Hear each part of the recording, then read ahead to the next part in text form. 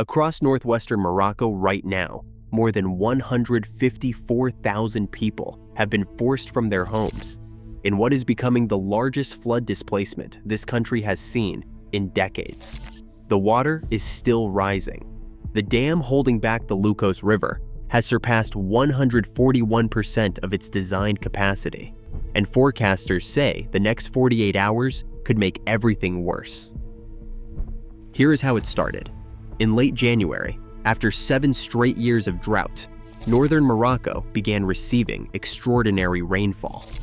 By January 29th, the Loukkos River Basin Agency reported that over 600 millimeters had accumulated since September, and the Oued El Makhazine Dam, the critical flood control structure on the Loukkos, reached 100% capacity.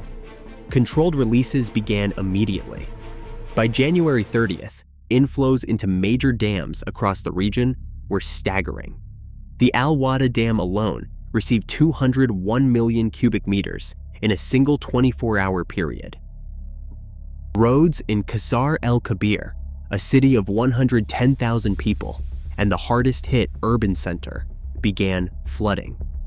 Evacuations of roughly 50,000 residents started by the end of January.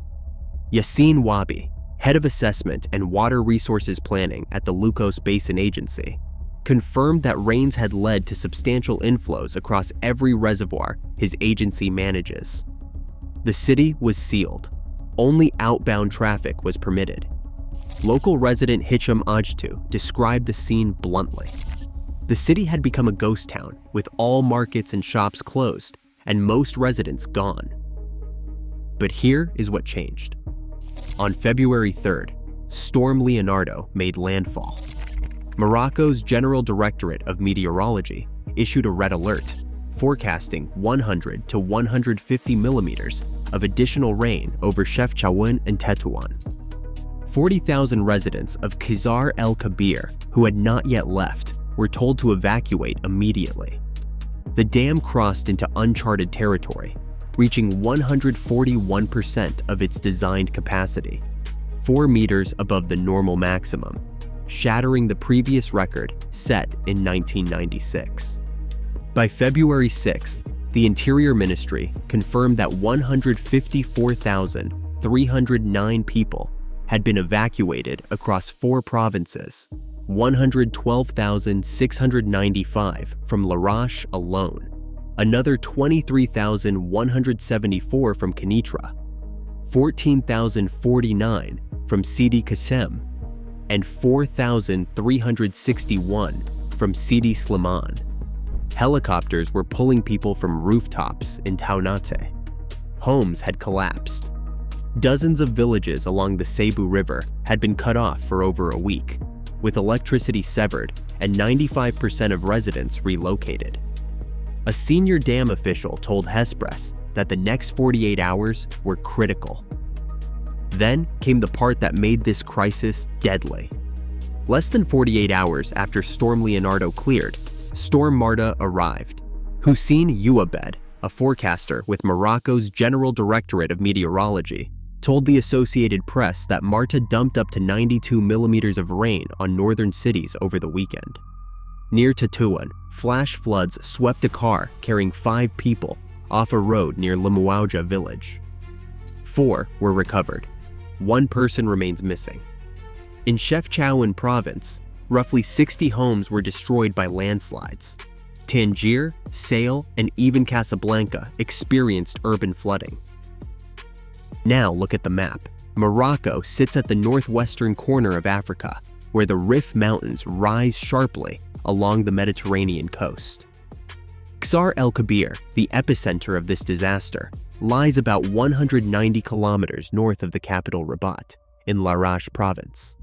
The city sits in the Loukkos River floodplain, a low, flat stretch of land where the river widens before emptying into the Atlantic.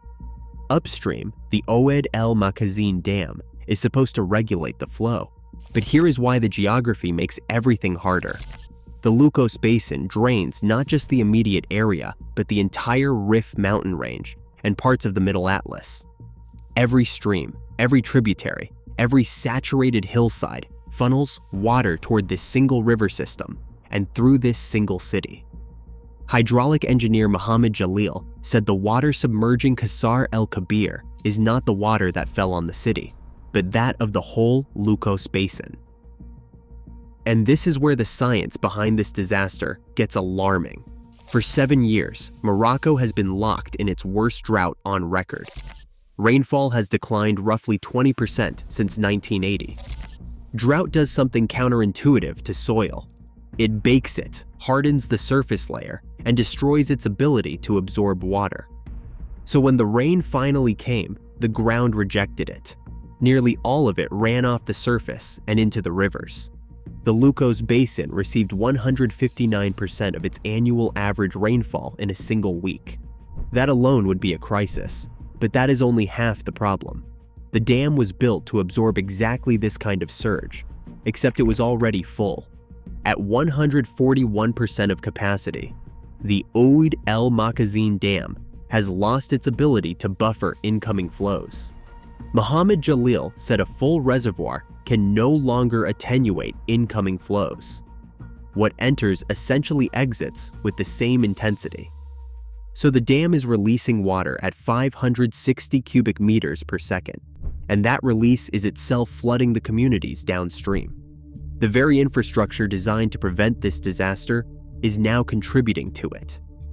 Here is the problem that is not making headlines. At the other end of the Loukkos, where the river meets the Atlantic Ocean, rough seas and heavy surf are pushing back against the outflow. The river cannot drain. Water is trapped between a dam that can no longer hold it and an ocean that will not accept it. That hydraulic back pressure is keeping the floodplain inundated even during breaks in the rain. And the back-to-back timing of the storms, Leonardo followed by Marta with less than 2 days between them, means the entire system, soil, rivers, reservoirs, had no time to recover before the next load of water arrived. Climate scientist François Jamin, director of the Hugo Observatory at the University of Liège in Belgium, placed this event in a larger context. He said we are passing from a relatively stable climate system to an unstable one, where extreme weather events will multiply.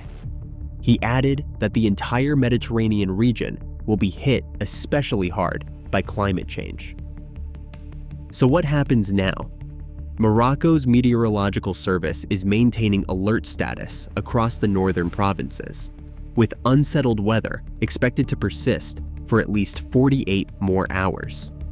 Moderate rainfall and isolated heavy downpours remain in the forecast, particularly over mountainous areas and flood-prone valleys. The Oued El Makhazine Dam continues releasing water at 560 cubic meters per second. Even if the rain stops completely, engineers say receding waters could take days because of the floodplain's flat terrain and the sheer volume of water currently sitting across fields and low-lying areas.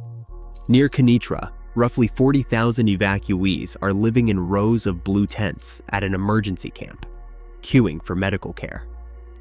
Fuel shortages and disruptions to livestock feed delivery are being reported across northern provinces.